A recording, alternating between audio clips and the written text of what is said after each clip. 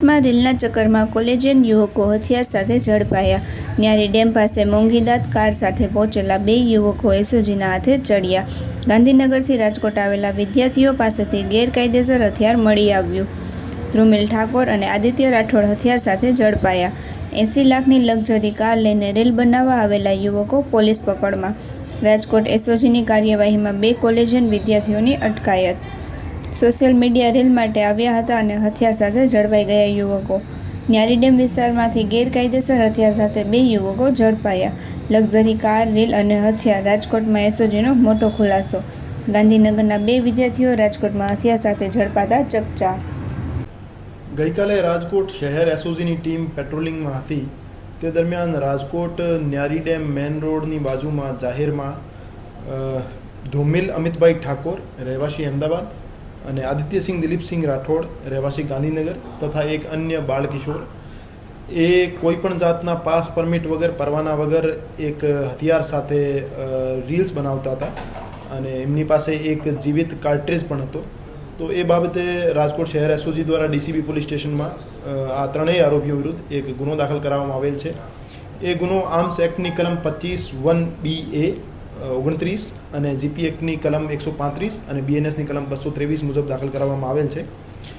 આ જે આરોપીઓ છે એમાંથી 2 જે આરોપીઓ છે એ મેજર છે, એના વિરુદ્ધ અમે એફઆઈઆર નામજોગ દાખલ કરી છે અને એક કાયદાના સંઘર્ષમાં આવેલ બાળકિશોર છે એમની વિરુદ્ધ જે એક્ટ છે એ મુજબ કાર્યવાહી કરવામાં આવશે।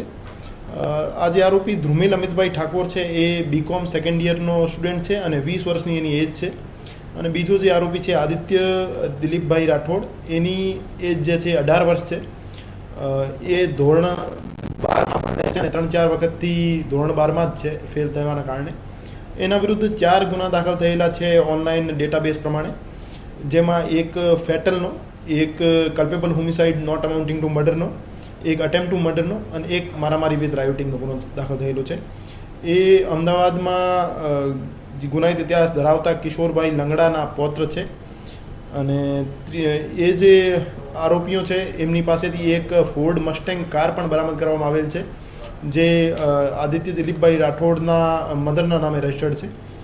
અને જે હથિયાર પરવાનો છે એ નિલેશભાઈ વલ્લભભાઈ હિરાણી નામના વ્યક્તિના નામે પરવાનો એનો હથિયારનો છે અને એ પરવાના ધારક અને જે કાયદાના સંઘર્ષમાં આવેલ બાળકિશોર છે એમના પારિવારિક સંબંધો હોવાના કારણે પરવાના ધારક દ્વારા બાળકિશોરને હથિયાર આપવામાં આવેલ હતો અને આ હથિયારના સાથે રીલ્સ બનાવતા હતા। નિલેશભાઈ સામે પણ કાયદાકીય આર્મ્સ એક્ટની જે કલમો છે એમની વિરુદ્ધ કાર્યવાહી થશે અને એનો હથિયાર પરવાનો રદ કરવાની પણ કાર્યવાહી કરવામાં આવશે। હું તમામ હથિયાર પરવાના ધારક જે વ્યક્તિઓ છે એને અપીલ કરવા માગું છું કે એ પોતાનો હથિયાર સાચવીને રાખે, એમની પાસે જ રાખે। એ કોઈ પણ એવા વ્યક્તિ જે ગેરજિમ્મેદારાના હરકતો કરે છે એને કોઈ પણ પરિસ્થિતિમાં હથિયાર પોતાનો અથવા એનો પરવાનો ટ્રાન્સફર ના કરે, હેન્ડઓવર ના કરે। અને આજકાલના યુવા પેઢીને હું અપીલ કરવા માગું છું કે એ ખોટા સોશિયલ મીડિયા ઉપર પોપ્યુલર થવાના ચક્કરમાં, રીલ્સ બનાવવાના ચક્કરમાં કોઈ પણ કાયદા વિરુદ્ધ જઈ એવો કોઈ કૃત્ય ના કરે જેનાથી એનું કરિયર બગડે અથવા એને જેલના સળિયા ગળવા પડે।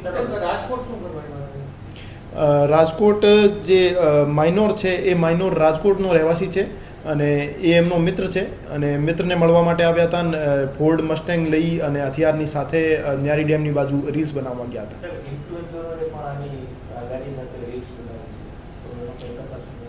હા, તપાસ દરમિયાન અમે જે ગાડીની રીલ્સ છે એમાં કોઈ એમવી એક્ટની જોગવાઈઓનો અથવા અન્ય કોઈ કાયદાકીય જોગવાઈનો ભંગ થતું હશે તો એની પણ અમે તપાસ હાથ ધરીશું અને કાર્યવાહી કરીશું।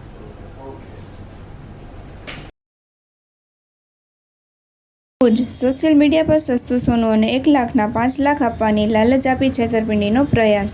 પશ્ચિમ કચ્છ પોલીસે ગુનો આચરે તે પહેલાં જ આરોપી સમીર પડિયાને દબોચી લીધો। પકડાયેલા આરોપી વિરુદ્ધ ભુજ એ ડિવિઝન પોલીસ સ્ટેશનમાં ગુનો દાખલ કરાયો। પોલીસે સમયસર કાર્યવાહી કરીને નિર્દોષ લોકોને મોટી છેતરપિંડીનો ભોગ બનતા બચાવ્યા। અમદાવાદ કણભા પોલીસ સ્ટેશન પોલીસના કર્મચારીઓ લાંચ લેતા ઝડપાયા। એએસઆઈ ભાવેશ રાવલ અને જીઆરડી કમલેશ ઉર્ફે રોબર્ટ બારોટ લાંચ લેતા ઝડપાયા।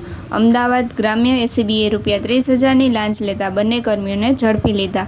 એસીબીએ બાકરોલ પોલીસ ચોકીના કમ્પાઉન્ડમાં ફરિયાદીની કારમાં ગોઠવ્યું હતું છટકું। કણભા પોલીસ સ્ટેશનના જીઆરડી રણજીત સોલંકીને વોન્ટેડ જાહેર કરાયો. કોસ્મેટિક ફેક્ટરીમાં એક્સપાયરી ડેટવાળા માલ સામાનનો કેસ નહીં કરવાની અવેજીમાં માંગી હતી લાંચ. કેસ નહીં કરવા માટે ₹2 લાખની લાંચ માંગી 30,000 નક્કી કરવામાં આવ્યા હતા. કચ્છ પૂર્વ કચ્છ પોલીસે ગાંધીધામ નજીક હોટલમાંથી 19.500 કિલો પોસ્ટ ડોડા ઝડપી પાડ્યા. નશાકારક જથ્થા સાથે પોલીસે 2 આરોપીઓની ધરપકડ કરી. આ કેસમાં સંડોવાયેલા અન્ય 2 આરોપીઓ નાસી છૂટ્યા. આરોપીઓ વિરુદ્ધ NDPS એક્ટ હેઠળ ગુનો નોંધી આગળની તપાસ હાથ ધરાઈ. સુરતના લસકાણા વિસ્તારમાં રોડ પર જતી ચાલુ ક્રેનમાંથી શ્રમિક નીચે પટકાયો. માથામાં ગંભીર ઈજા થવાથી શ્રમિકનું ઘટના સ્થળે જ મોત નીપજ્યું. લસકાણા પોલીસે મૃતદેહને પોસ્ટમોર્ટમ માટે હોસ્પિટલ મોકલ્યો. અકસ્માત બાદ ક્રેન ડ્રાઈવર ફરાર થઈ જતા પોલીસે શોધખોળ અને વધુ તપાસ હાથ ધરી.